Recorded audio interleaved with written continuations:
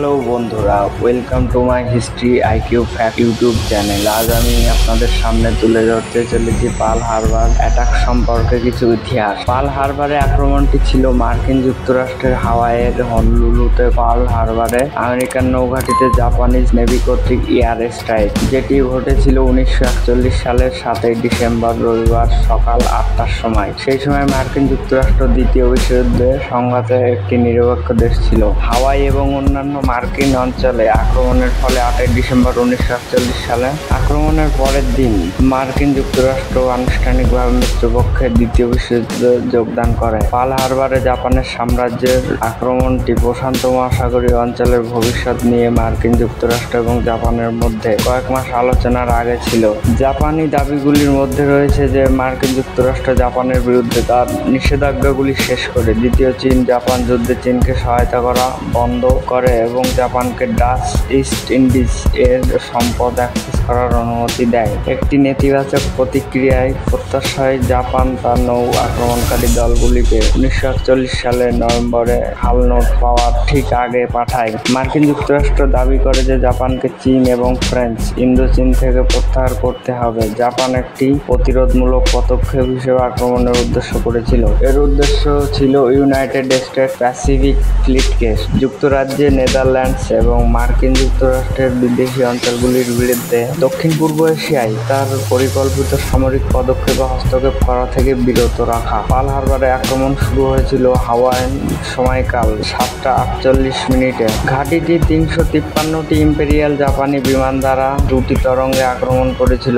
6টি বিমানবাহী বাহক থেকে উৎক্ষেপণ করা হয়েছিল। মার্কিন যুক্তরাষ্ট্রের নৌবাহিনীর 8টি যুদ্ধ জাহাজের মধ্যে সবগুলি ক্ষতিগ্রস্ত হয় এবং 4টি ডুবে যায়। ইউএসএস অ্যারিজোনা ব্যতীত সকলকে পরবর্তীতে উত্থাপিত করা হয় এবং 6 জনকে সেবায় ফিরিয়ে দেওয়া হয় এবং যুদ্ধে করতে যান।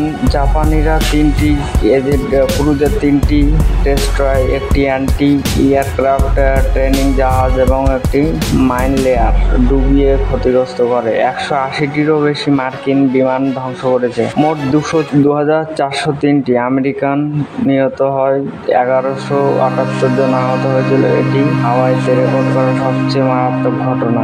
জাপানিদের ক্ষয়ক্ষতি হালকা হয়েছিল। 29টি বিমান এবং 5টি সাবমেরিন হারিয়েছে এবং 129 জন সৈন্য সদস্য নিহত হয়েছে। আমেরিকানগুলির একটিও কমান্ডিং অফিসার কাজু সামাকিকে বন্দী করা হয়। জাপান সেই দিন পরে মার্কিন যুক্তরাষ্ট্র এবং ব্রিটিশ সাম্রাজ্যের বিরুদ্ধে যুদ্ধ ঘোষণা করে, কিন্তু ঘোষণাগুলির পরের দিন পর্যন্ত দেওয়া হয়নি। ব্রিটিশ সরকার জাপানের বিরুদ্ধে যুদ্ধ ঘোষণা করে যে তাদের ভূখণ্ড আক্রমণ করা হয়েছে। যখন পরের দিন ডিসেম্বর মার্কিন যুক্তরাষ্ট্রের কংগ্রেস জাপানের বিরুদ্ধে যুদ্ধ ঘোষণা করে 11 ডিসেম্বর, যদিও তার জাপানের সাথে ত্রিপক্ষীয় চুক্তির অধীনে এটি করার কোনো আনুষ্ঠানিক বাধ্যবাধকতা ছিল না। জাপান এবং ইতালি প্রত্যেকে মার্কিন যুক্তরাষ্ট্রের বিরুদ্ধে যুদ্ধ ঘোষণা করেছিল, যা জার্মানি এবং ইতালির বিরুদ্ধে যুদ্ধ ঘোষণার সাথে প্রতিক্রিয়া জানায়। কূটনীতিক সম্পর্ক। জাপান সাম্রাজ্য এবং মার্কিন যুক্তরাষ্ট্রের মধ্যে যুদ্ধ 1920 সাল থেকে একটি সম্ভাবনা হিসেবে দেখা হয়েছিল। জাপান 1890-এর দশকের শেষের দিক থেকে প্রশান্ত মহাসাগরীয় ও এশিয়ায় আমেরিকার আঞ্চলিক এবং সামরিক সম্প্রসারণ সম্পর্কে সতর্ক ছিল। তারপরে হাওয়াই এবং ফিলিপাইনের মতো দ্বীপগুলিকে সংযুক্ত করা হয়েছিল, যেগুলি তারা অনুভব করেছিল যে তারা তাদের প্রভাব বলয়ের কাছাকাছি পায়ের মধ্যে ছিল। একই সময় জাপানি কৌশলগত চিন্তাবিদরা বিশ্বাস করতেন যে আধুনিক যুদ্ধ পরিচালনার জন্য জাপানের অর্থনৈতিক স্বয়ংসম্পূর্ণতা প্রয়োজন। প্রথম বিশ্বযুদ্ধের অভিজ্ঞতা জাপানের শিখিয়েছিল যে আধুনিক যুদ্ধগুলি দীর্ঘায়িত হবে, সম্পূর্ণ সংহতি প্রয়োজন এবং বাণিজ্য নিষেধাজ্ঞা এবং ঘেরাওয়ের জন্য দুর্বলতা তৈরি করবে। ফলস্বরূপ জাপানের কৌশলগতভাবে গুরুত্বপূর্ণ সম্পদ যেমন লোহা, তেল অ্যাক্সেসের প্রয়োজন ছিল, যা হোম দ্বীপগুলিতে পর্যাপ্ত মাত্রায় উত্তোলন করা যায়নি। যদিও জাতিগত সমতা প্রস্তাব প্রত্যাখ্যানের পর জাপান মার্কিন যুক্তরাষ্ট্রের বিরুদ্ধে বৈরী অবস্থান নিতে শুরু করেছিল। দুই দেশের মধ্যে সম্পর্ক যথেষ্ট সৌহার্দ্যপূর্ণ ছিল যে তারা বাণিজ্যিক অংশীদার ছিল। 1931 সালে জাপানের মাঞ্চুরিয়া আক্রমণের আগ পর্যন্ত উত্তেজনা গুরুত্বপূর্ণ। পরের দশকে জাপান চীনে বিস্তৃত হয়, যার ফলে 1937 সালে দ্বিতীয় চীন জাপানি যুদ্ধ শুরু হয়। জাপান চীনকে বিচ্ছিন্ন করার জন্য যথেষ্ট প্রচেষ্টা ব্যয় করে এবং মূল ভূখণ্ডে বিজয় অর্জন অর্জনের জন্য যথেষ্ট স্বাধীন সম্পদ সুরক্ষিত করার চেষ্টা করে। সামরিক পরিকল্পনা সাউদার্ন রিসোর্স এরিয়াতে স্থানান্তর রক্ষার জন্য পার্ল হারবারে আক্রমণের প্রাথমিক পরিকল্পনা ডাচ ইস্ট ইন্ডিজ এবং দক্ষিণ পূর্ব এশিয়ার জন্য জাপানি শব্দটি সাধারণত অ্যাডমিরাল ইসুরোকু ইয়ামামোটোর পৃষ্ঠপোষকতায় তারপরে জাপানের সম্মিলিত নৌবহরের নেতৃত্বে 1941 সালের প্রথম দিকে শুরু হয়েছিল। তিনি নৌবহর সদর দপ্তরের সাথে অনেক বিতর্কের পরই ইম্পেরিয়াল জাপানি নৌবাহিনীর জেনারেল স্টাফ থেকে আক্রমণের জন্য আনুষ্ঠানিক পরিকল্পনা ও প্রশিক্ষণের সম্মতি পান, যার মধ্যে তার কমান্ড পদত্যাগ করার হুমকিও ছিল। পরবর্তী কয়েক মাস ধরে পাইলটদের প্রশিক্ষণ দেওয়া হয়েছিল, সরঞ্জামগুলি অভিযোজিত হয়েছিল এবং বুদ্ধিমত্তা সংগ্রহ করা হয়েছিল। এই প্রস্তুতি সত্ত্বেও সম্রাট হিরোহিতো 5 নভেম্বর পর্যন্ত আক্রমণ পরিকল্পনা অনুমোদন দেননি। 4টি সাম্রাজ্যের তৃতীয় সম্মেলনে বিষয়টি বিবেচনা করার জন্য আহ্বান করেছিলেন। প্রথমে তিনি যুদ্ধে লিপ্ত হতে ইতস্তত বোধ করেছিলেন, কিন্তু কিছু উপদেষ্টার ভিন্ন মত থাকা সত্ত্বেও শেষ পর্যন্ত পার্ল হারবার ধর্মঘটের অনুমোদন দেন। 1941 সালের শেষের দিকে অনেক পর্যবেক্ষক বিশ্বাস করেছিলেন যে মার্কিন যুক্তরাষ্ট্র এবং জাপানের মধ্যে শত্রুতা আসন্ন। পার্ল হারবার আক্রমণের ঠিক আগে একটি গেলাপ জরিপে দেখা গেছে যে 52% আমেরিকানরা জাপানের সাথে যুদ্ধের আশা করেছিল, 27% করেনি এবং 21% কোনো মতামত ছিল না। আমেরিকান প্রশান্ত মহাসাগরীয় ঘাঁটি এবং সুযোগ সুবিধাগুলিকে অনেক অনুষ্ঠানে সতর্ক অবস্থায় রাখা হয়েছিল। কর্মকর্তারা সন্দেহ করেছিলেন যে পার্ল হারবার প্রথম লক্ষ্য হবে, পরিবর্তে তারা আশা করেছিল যে ফিলিপাইন প্রথমে আক্রমণ করবে। এই অনুমানটি দেশ জুড়ে বিমান ঘাঁটি এবং ম্যানিলার নৌঘাঁটি সমুদ্রের লেনের পাশাপাশি দক্ষিণ অঞ্চল থেকে জাপানের সরবরাহ চালানোর জন্য হুমকির কারণ হয়েছিল।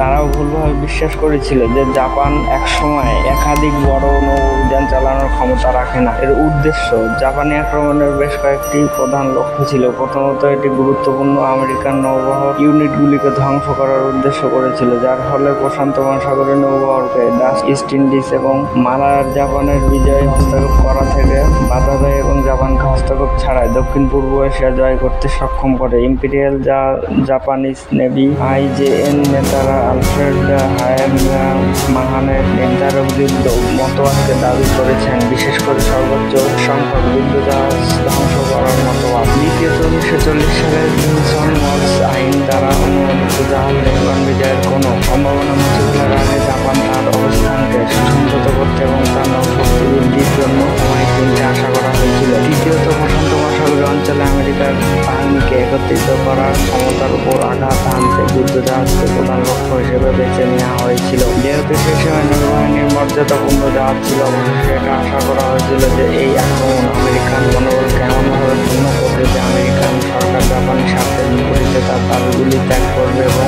শান্তি সমঝোতা চাইবে। একটি সংক্ষিপ্ত যুদ্ধ জয়লাভ করার ক্ষমতার প্রতি জাপানিদের আস্থা রক্ষা হল প্রকাশ্রয়ের অন্যান্য লক্ষ্যবস্তু, বিশেষ করে নৌবাহিনীর ইয়াজের ট্যাঙ্ক, খামার এবং সাবমেরিন ঘাঁটিগুলিকে আঘাত রেখে দেওয়া হয়েছিল, কারণ তাদের ধারণা অনুসারে এই সুবিধাগুলির মধ্যে প্রভাবের আগে যুদ্ধ শেষ হয়ে যাবে এমনটি অনুভব করা হয়েছিল। দৃষ্টিভঙ্গি এবং আক্রমণ 26 নভেম্বর 1941 6টি বিমানবাহী জাহাজের একটি জাপানি ট্যাঙ্ক ইটারক দ্বীপে হিট্রোকাকু উপসাগর থেকে রওনা হয়। হাওয়াইয়ের উত্তর পশ্চিমে একটি অবস্থানে পার্ল হারবারে আক্রমণ করার জন্য তার 408 এয়ারক্রাফট চালু করতে চায়। দুটি আক্রমণ তরঙ্গের জন্য 360 এবং প্রথম তরঙ্গ থেকে 9টি যোদ্ধা সহ 48টি প্রতিরক্ষামূলক কমব্যাট এয়ার ভেক্টর। প্রথম তরঙ্গটি ছিল প্রাথমিক আক্রমণ, যখন দ্বিতীয় তরঙ্গটি তার প্রথম লক্ষ্য হিসাবে বাহককে আক্রমণ করা এবং দ্বিতীয়টি হিসাবে ক্রুজারগুলিকে আক্রমণ করা। তৃতীয় লক্ষ্য হিসাবে যুদ্ধজাহাজ। প্রথম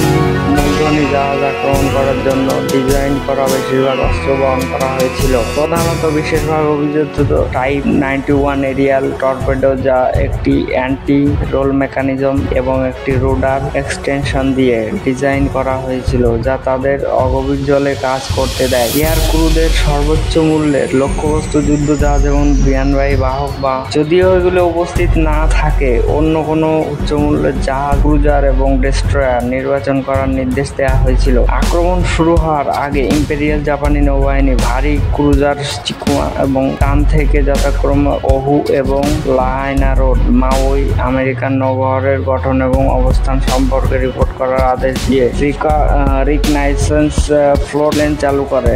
রিকনাইসেন্স বিমানের ফ্লাইটগুলি আমেরিকানদের সতর্ক করার ঝুঁকি নিয়েছিল। পার্ল হারবারের নৌবহরের গঠন এবং প্রস্তুতির জন্য ইতিমধ্যে জাপানি গুপ্তচর তাকো ইয়োশিকাওয়ার রিপোর্ট থেকে জানা গিয়েছিল। জাপানের যুদ্ধ ঘোষণা। জাপানের পক্ষ থেকে কোনো আনুষ্ঠানিক যুদ্ধ ঘোষণা আগেই আক্রমণটি হয়েছিল, কিন্তু এটি অ্যাডমিরাল ইয়ামামোটোর উদ্দেশ্য ছিল না। তিনি প্রাথমিক শর্ত দিয়েছিলেন যে জাপান মার্কিন যুক্তরাষ্ট্রের শান্তি আলোচনা শেষ হওয়ার 30 মিনিট পর আক্রমণ শুরু করা উচিত নয়। যাই হোক, নোটিশ প্রদানের আগে আক্রমণ শুরু হয় টোকিও ওয়াশিংটনে। জাপানি দূতাবাসে 2টি ব্লকে 5000 শব্দের বিজ্ঞপ্তি প্রেরণ করেছে। বার্তাটি প্রতিলিপি করা জাপানি রাষ্ট্রদূতের জন্য বিকেল 1টায় বিতরণ করতে খুব বেশি সময় লেগেছিল ওয়াশিংটন সময় আদেশ অনুসারে, এবং ফলস্বরূপ বার্তাটি আক্রমণ শুরু হওয়ার 1 ঘন্টার বেশি না হওয়া পর্যন্ত উত্থাপন করা হয়নি। তবে প্রকৃতপক্ষে আমেরিকান কোড ব্রেকাররা ইতিমধ্যে বেশিরভাগ বার্তার পাঠোদ্ধার করতে এবং অনুবাদ করা হয়েছিল। এটি বিতরণের নির্ধারিত সময়ের কয়েক ঘন্টা আগে। কয়েক দশক ধরে পরিচালিত প্রজ্ঞার ধারণা ছিল যে জাপান প্রথমে আনুষ্ঠানিকভাবে কূটনৈতিক সম্পর্ক ছিন্ন না করে আক্রমণটি করেছিল শুধুমাত্র দুর্ঘটনা এবং ধাক্কাধাক্কির কারণে, যা ওয়াশিংটনের কাছে যুদ্ধের ইঙ্গিত দেয় এমন একটি নথি সরবরাহে বিলম্ব করেছিল। 1999 সালে টোকিওর ইন্টারন্যাশনাল খ্রিস্টান ইউনিভার্সিটির আইন ও আন্তর্জাতিক সম্পর্ক অধ্যাপক তাকো ইগুচি এমন নথি আবিষ্কার করেছিলেন, যেগুলো কিভাবে এবং প্রকৃতপক্ষে ওয়াশিংটনকে জাপানের অভিপ্রায় সম্পর্কে ওয়াশিংটনকে অবহিত করবে তা নিয়ে সরকারের অভ্যন্তরে একটি জোরালো বিতর্কের দিক নির্দেশ করে। যে কোনো ঘটনাতে, এমনকি যদি জাপানিরা আক্রমণের শুরুর আগে 14 অংশের বার্তাটি ডিকোড করে এবং বিতরণ করত, তবে এটি কূটনৈতিক সম্পর্কে আনুষ্ঠানিক বিরতি বা যুদ্ধের ঘোষণা গঠন করত না। এভাবে জাপানি আমেরিকান সম্পর্ক সামঞ্জস্য করার এবং আমেরিকান সরকারের সাথে সহযোগিতার মাধ্যমে প্রশান্ত মহাসাগরের শান্তি রক্ষা ও প্রচার করার জন্য জাপান সরকারের আন্তরিক আশা অবশেষে হারিয়ে গেছে। জাপান সরকার দুঃখিত যে আমেরিকা